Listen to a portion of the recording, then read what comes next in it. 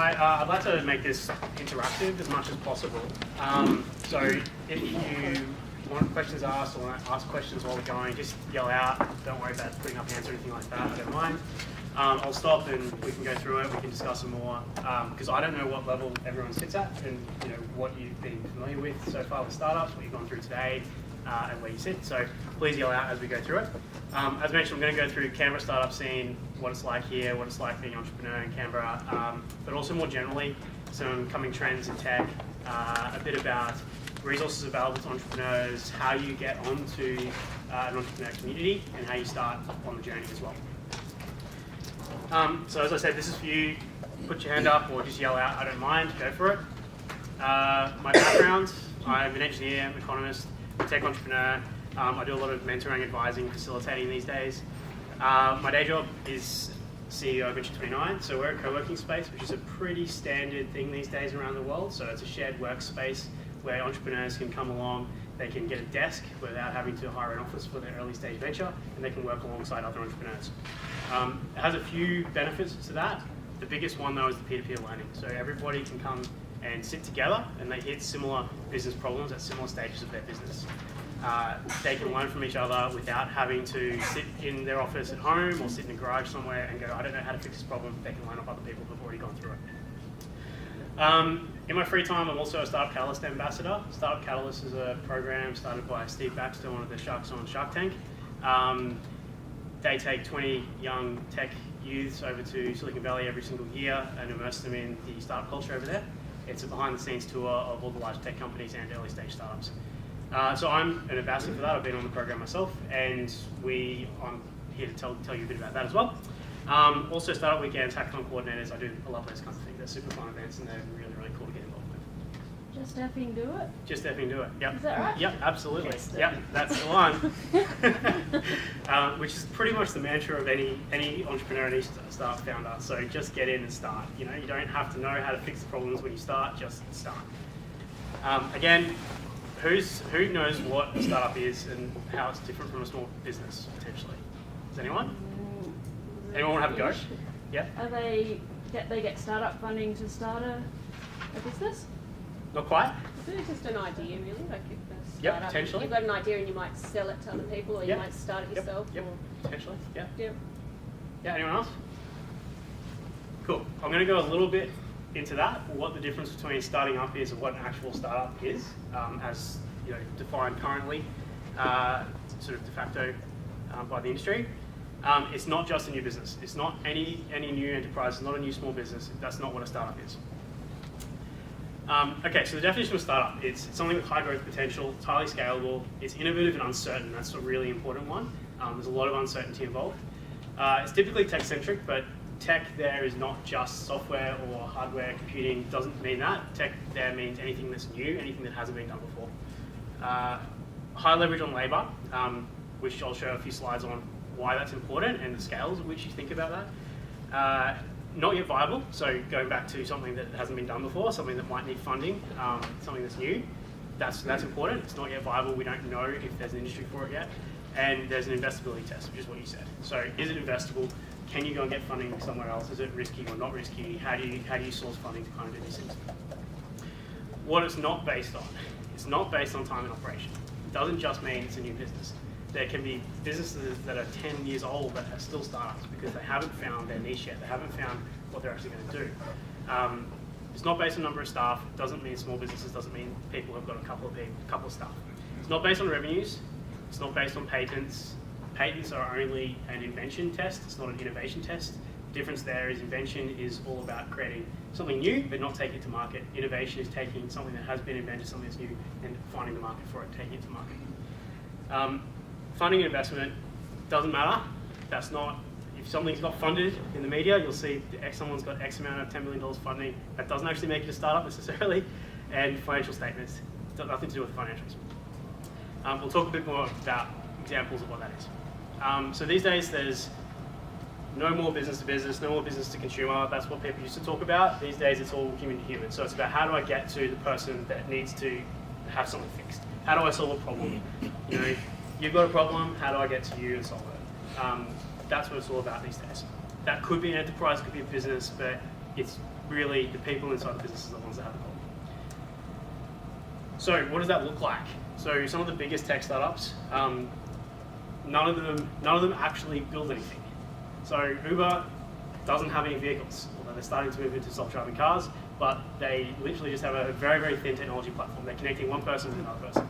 Facebook is the same, very thin technology platform connecting one people with lots of people.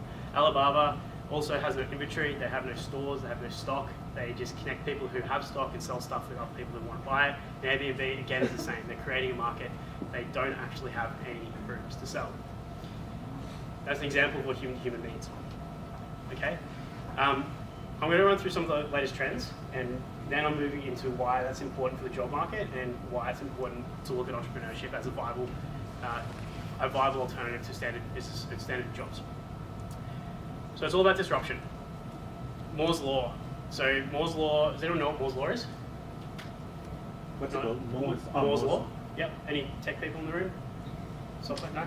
So Moore's law basically is every square inch of silicon, the number of transistors on that square inch of silicon every single year doubles since the invention of a transistor. And that's holding true, and still holding true, and still continuing. So you can see this is on a log scale, right? So every single one of these is 10 times. Okay, So like mortgage prices in Canada? Absolutely, absolutely. So that's super, super important. So things are getting cheaper to do, tech is getting cheaper to build, and things are getting faster and faster and faster. We can do more and more and more with technology. What does that look like for computing? This puts it a bit in perspective. So we're around here now. So in the lifetime of students who are currently at school, we're going to be in this range. You know, we're going to be, the total computing power of the world is going to be equivalent to a human brain or multiple human brains.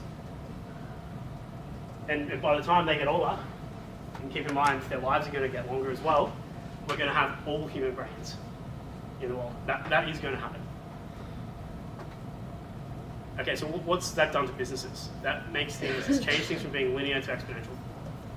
The big thing I want you to take away from this slide, right, is look at the number of employees and the market cap. So Kodak's peak, 1996, $28 billion market cap, 140,000 employees. So that's around about, I think it's around about $20,000 in 1996, so maybe $150,000 per employee that were contributing to the business.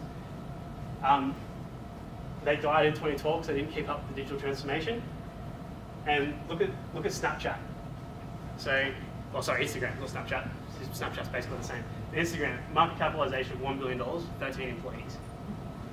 So we're talking close to $100 million per employee, right, of value at that business. So that's what exponential does. So that's the difference. So when we're talking about potential to scale, that's what we're talking about.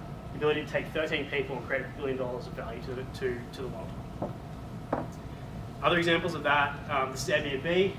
You can see what happens. It starts small, but then massively ramps up. And it's going to continue to go like that. That's 2012 numbers. They probably doubled or tripled that again since 2012. That's directly out of Airbnb's investor pitch deck, by the way. So that's what they pitched for money on. I think they would have pulled in $10, $15 million at that point in time. Things like growing meat in petri dishes. It's currently not a viable product, but it will be in the next 5 years. What does that mean? That can be scaled a lot more than cattle farming, right? Because it's a product. You don't have to feed it. Put energy in. Get stuff out. One person can be used to have an entire lab growing this stuff. Go to space. Space is a new industry. These guys pioneered. They've actually closed down now, but they pioneered a single booster rocket to space. And you can see what's happening already with Elon Musk's SpaceX. They've launched 2 rockets in the last 48 hours, I believe, just this week. So 2 rockets that went to space and landed again in the last 48 hours. Right? At a tenth of the cost of what it used to cost NASA to launch a rocket. And it's going to get cheaper and cheaper and cheaper, and faster and faster and faster. 23andMe. You know, this is a really, really good example of Moore's law working in reverse, making things cheaper. So this is DNA sequencing. So this is hundreds of thousands of times cheaper than when they first sequenced the human genome. Now you can take a swab of your mouth, put it in a post, send it to 23andMe, and they'll tell you the breakup of your DNA. That's going to get more. It's going to happen more and more and more. We're going to be able to detect deficiencies in genes, all those kinds of things. It's a huge amount of enabling technologies that this will create. So what does it mean for job security in today's world? Well, technologies is coming. Computers are going to be able to invent. We can already see a lot of this stuff happening already. We've got Google has built a system where two computers can actually dream. So they sit and create images and dreams and dream sequences. They do that by themselves. There's no input from humans on that. It's not that much longer before computers themselves are going to be able to write software, write code. So if you think programming is a safe job, it probably won't be in the next 10 years. Cleaning's gone. Drones for delivery. Cleaning's gone. Zumba. Yeah. Roomba. Drones for delivery drivers, truck drivers, all going to get disrupted. 3D printing is happening, so warehousing, distribution networks are going to get disrupted. Sensors are getting cheaper, smaller, faster. We're going to be able to use sensors to do a lot of stuff that human inspection used to do. So all that kind of stuff is going to disappear. Bioengineering, it's a massive, massive growth industry worldwide at the moment. We still don't even know what that's going to do. We can't really forecast that very well because it is infancy, but there's a huge amount of change coming to that. Potentially, people who are born now, if they're going to be able to live for 25 years, they might live forever with some of the bioengineering advances that are coming. And the reason why is because things become exponential. So we can't, it's very, very hard to predict. Humans think in linear growth. We think, oh, this is what it's like now, it's probably going to be like that in 10 years. Well, it's not when you've got exponential growth. 10 years looks completely different to today. A good example of that is IBM Watson and the machine learning and artificial intelligence stuff that's happening at the moment. They're already competing with GPs in terms of success and how they're able to diagnose problems. So that's a machine that can do that. Do we need doctors? All right, locally, Telstra. Is Telstra dead? Well, Google's doing this. We've got two projects, Google Fiber in the States, where they're providing free access to fiber networks to towns. And they've got the Loon project, which is essentially what they call a moonshot project, which is balloons that they put up into the stratosphere, circle around and beam down Wi-Fi to everybody on Earth. Why do we need Telstra when you can have that? Right? And you can see that in what Telstra's doing at the moment. So Telstra's actually fairly forward-thinking, and they're trying to convert, and they're transitioning away from an internet services provider and a telephonics provider to being a service provider on top of that industry. They're trying to do that at the moment.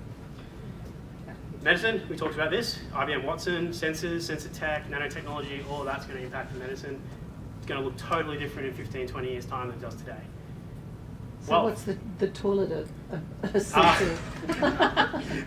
Pregnancy test. That's actually a smart part. So it does sensing of excretions and tells you a lot of stuff that you don't have to go and get all your test work. Yeah. So that's exactly what they do. So think about that. Every single day, it's getting a readout of watching your health, essentially. What's it going to mean for wealth? So is wealth a thing that we need to think about anymore? Is wealth important? Well, there's a lot of people who think that wealth isn't really going to be a thing in the future. Because we're getting towards the end of ownership. Instead of owning stuff, you rent everything. So income can be potentially much more important. All right, so what I believe, is entrepreneurs are the answer to this. So entrepreneurs, becoming an entrepreneur is not just about starting something new, it's about constantly starting new things, trying again, finding a niche, finding your solution to solve. And that's how you deal with the constantly and rapidly changing world. Okay, so the world of the entrepreneur. What do? You need to understand your market and you need to supply value to that market. That's essentially what you're trying to do, and you're trying to do that under constraints, significant constraints.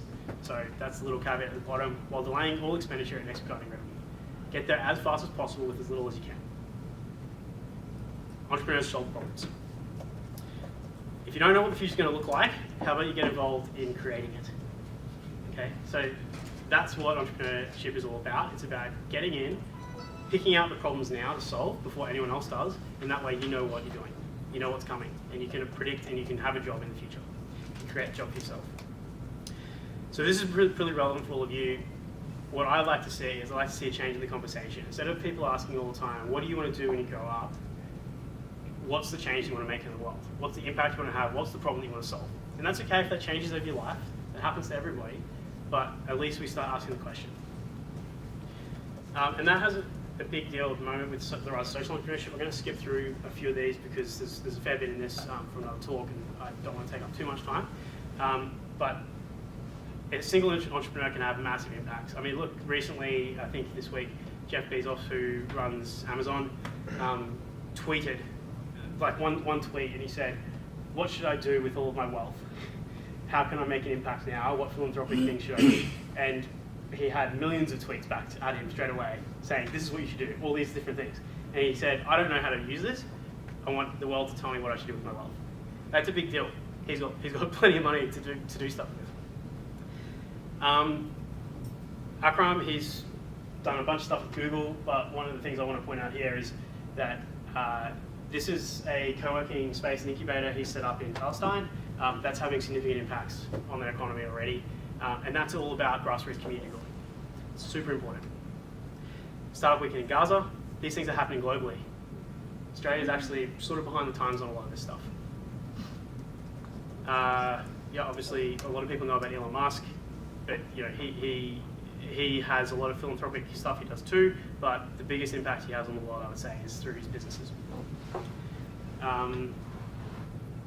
Zappos, I don't want to go too much into the Zappos story, but basically he has created this project, which is all about essentially creating a tech city.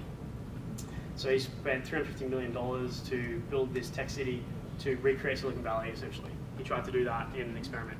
Hasn't worked out very well, but they learned a lot through the process, and that's something else about entrepreneurship. It doesn't matter if it doesn't work the first time, you learn, and it's about the process of learning. This is what it looked like. They did build it, still exists, but it didn't achieve some of the outcomes they wanted. And that sort of feeds into this. You don't need to know where you're going. You just need the passion to start and the passion to do it. And you find out where you're going along the way. That's really critical. So we went through some of these things. A couple I'd like to pick out though is community. So community is really important. A lot of things these days are boiling down to grassroots movements and grassroots communities. That's where the new innovation tends to be coming from. The end of tenure and high risk stuff, that's also important. So jobs having shorter turnaround times, there's less loyalty with businesses. Businesses use you more as a resource, established ones. So do you have safety in a traditional job? You know, you've got all these macroeconomic impacts happening. You don't know if your industry is going to exist in 5 years' time. You can't know at the moment. So how do you manage that? Well, entrepreneurship is actually one way of diminishing the risk, mitigating against that.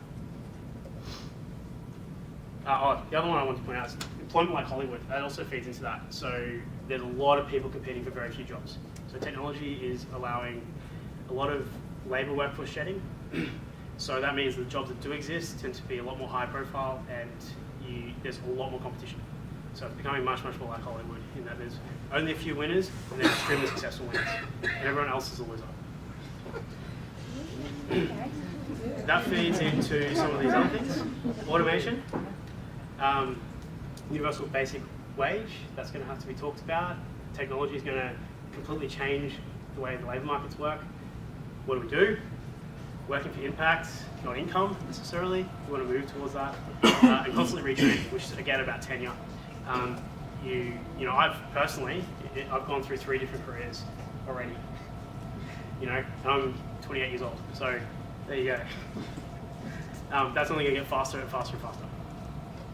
So what do you do? How do all of you direct students, direct people who are looking for advice?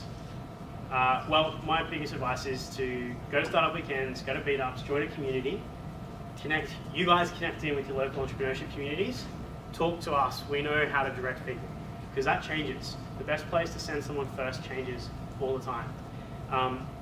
And then for students, if you're advising them, I would say join a startup, or found something, just do it, with the extra word in there as well, and do it early. So start when you're still in school, start when you're young. The best way to learn how to fail and learn from your failure is to start early. I personally struggle with that. I still don't like to fail. So I avoid doing tasks and avoid doing things that are really important for businesses because I don't want to fail at it. I'm scared of it. I'm scared of that failure. And I'm still in that process, that journey of learning how to be okay with the failure. One of the biggest things for entrepreneurs is getting becoming okay with that, becoming okay with just putting something out there, trying it, and then if it fails, doesn't matter. At least you've learned from that, and then you can try it again, and getting back up and trying again. These days, it's not just about starting it. There's plenty of resources around that help. So Lean Startup is one of those things. So Steve Blank, Eric Rees, they've written great books on this stuff. I highly recommend reading them. They're fairly light reads, really. They're not that hard, very general stuff. But it's flipping the traditional business process. It's not about building a business plan. It's not about doing a bunch of planning ahead of time. It's about experiential learning. So just try stuff out, do small field experiments, and then see what information you get back from that, and then try another small field experiment until you find the thing that works, and then do more of that. That's what it's all about. Skip that. That's really counter to traditional business teaching. And traditional business teaching doesn't work for early stage ventures because you haven't found your value yet. Early stage business ventures and startups, you're still seeking out what your value is. So the Silicon Valley joke, startup's value is $1 million for every engineer minus $250,000 for an MBA. The reason for that is because MBAs think very cookie cutter. They understand extremely well how to run and operate existing businesses and in existing industries and niches, but they don't necessarily know how to start new things, because starting new things is about experimenting. So this is what we do at Entry29 and Canberra Innovation Network here, and most startup places around the world teach Lean Startup. There's another thing called Design Thinking as well, which they're both involved. They're for separate tasks. But Lean Startup is all about the field method, and it's about self-discovery. So experimenting on a small scale often. So the iteration cycle is really quick. I'm going to just skip through a couple of these things. What have you got to do with submarines? Submarines? Yeah. Have we got anything to do with submarines? I just googled E29 and apparently it was a British E-class submarine. No. So I'll skip some of this. I'll go back to that in a sec. All right, Entry29 Canberra. So Entry29 actually comes from the 29th entry. It's Walter Burley Griffin's entry to design Canberra. That's where Entry29 comes from. It was started 4 years ago by Rory Ford, who came from Sydney. It was a co-working space, fish burners in Sydney, plus Pollenizer, which is one of the original startup things in Sydney that started this whole revolution in Australia of startups. He came to Canberra and there was nothing, so he created a meetup group, small experiment. He had a bunch of people join, and once he had about 10 or 15 people that he signed up to a co-working space, he opened a co-working space. That's how it sort of went. So Canberra's actually quite good. They've definitely punched above their weight. Anyone heard of any of these? Does anyone? So stays? People know stays? Yeah, cool. Yeah, that's Medical Group. Anyone know Teledocs? So they're doing really well. They've just signed a multi-million-dollar deal with a US business and expanding over to the US now. Yep, that's Middle CDC, Canberra Data Centers. That was more than $1 billion exit that happened in the last few months by someone in Canberra. So yeah, like there's a lot of stuff happening in Canberra. Most people aren't aware of it. We tend to not talk about it here. I don't know why we don't talk about it in Canberra, but we don't. But there's plenty of very, very successful entrepreneurs here in Canberra. In Entry29, we have more than 110 entrepreneurs now. That's a lot of people in one space. They're really happy if they get that in co-working spaces in Sydney even. We've got more than 60 businesses, founded by those 110 entrepreneurs. That's at the moment. That is not over our lifetime. That is current active businesses in our space. And in the last 3 years, our member businesses have raised more than $40 million of capital. That's here locally and globally as well. Two of our really big successes have been Schoolbo. They've raised, I think, $16.5 million. Which is relevant to everyone here, they are in primary schools. They essentially Wiggles, everyone knows the Wiggles hopefully.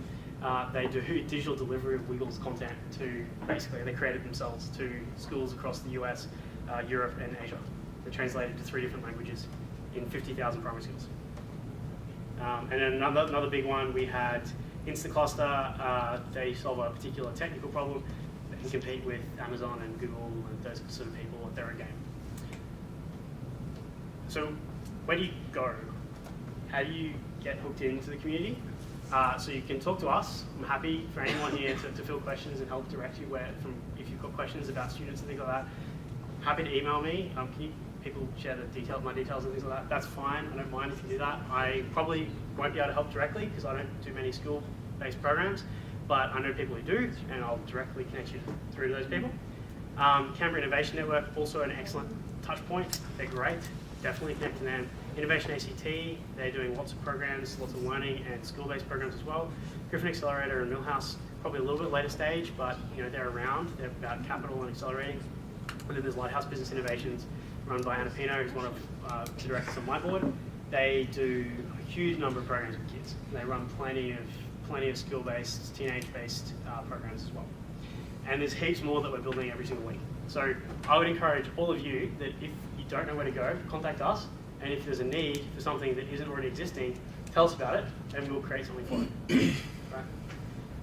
That's sort of the way we work. We can do that within a week. It's very, very fast turnaround. So we'll just try something out, we'll experiment with it, we'll get it off the ground, and then see how it works. If it doesn't work, we'll try something else. We work very much like a startup does. Now, something I haven't covered is skills and traits for entrepreneurs. I don't know too much to say about that because that's not very well understood, but it's a lot more of the soft skills, things like resilience, discipline, passion, those kinds of things are really important. Other than that, just get in and have a go, and you find out pretty quickly if you're good at it or not. Anyway, that's pretty much it. Any questions? I think I've gone way over time.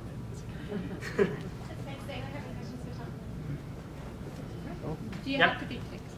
Not quite a question, but I just want to do a massive shout out to First Wednesday Connect, Yep. which is run Yep. by the Totally. Canberra Innovation Network. Amazing opportunity to just meet people and hear their ideas. Yep. So first Wednesday of every month, Canberra Innovation Network, Mort Street. One more street, MOORE. Yes. Yeah. That's where we are too. So we are right next door to that room. Yeah.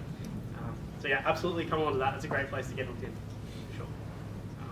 Cool. Anything else? I had another one. I was just wondering whether you had to be particularly tech savvy Yep. to work in that area, because if you've got the ideas, Yep. do you need the technology? So, do you need that knowledge? The as strictest well? answer is no, but it really helps.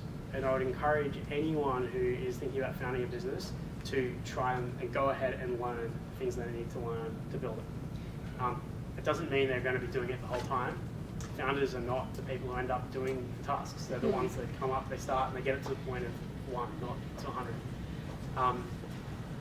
So, no, but it's really hard to find someone because there's so much demand for it. Every person has got an idea. There's not that as many people that are able to capable to take it and build it. Yep. So you compete with a lot of other people for tech talent if you don't have it yourself. And one of the best ways to engage with the tech community is to learn a little bit about it, how they work, what works, and then go to them and say, this is why it's cool for you, because there's a cool tech problem here you'll solve, and we'll also change the world. So that's definitely, I would advise people to try and learn it yourself, and then hire to replace yourself. How do you guys work then? If someone, say, got $1 million idea, Yep. but they don't have the skills to build it or do whatever it is, do you work on a percentage? Say, look, this is $1 million, we'll pay you 10%, but we'll take 90% because we're the ones that are building it. How does that? So no, we don't do any of that at all, not Entry29. People who do that are predatory investors, and you should run away from them as fast as possible. So we work on $1 billion ideas. Yep. More than $1 million. $1 million is pretty small. So I understand. no, that's okay. I'm just trying to get to the scale, right?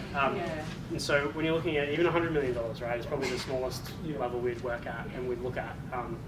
It's just not, the risks are just too high if for anything smaller. There's plenty of equity to go around.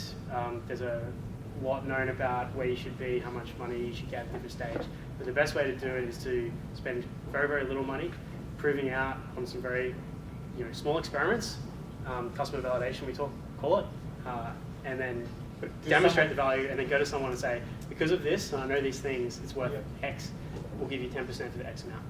And there's great programs out there as well Future that do Yep. these tech skills, and you can do after school workshops Yep, for totally. coding and tech development. There's programs that come into schools. Yep. I think the other thing that's great about incubator programs and co-working spaces is you can tap into those around you as well. Yeah, definitely do that. So co-working space incubators have got answers for all those questions. So don't try and come up with your own, just contact them and say, we've got this situation, what do you think? Can you give us some advice? They'll be more than happy to find someone to come in and help advise on that side of things. Yeah. Cool. Alright, well, obviously, Tom's, we've got a profile page up for Entry29 and Tom on our website, so we'll make available the presentation. and a slideshow if that's okay as well. Yeah, sure. And also we've got an inquiry form on that page as well, so you can reach out to Tom directly. So yeah, I'd like to thank Tom for presenting today.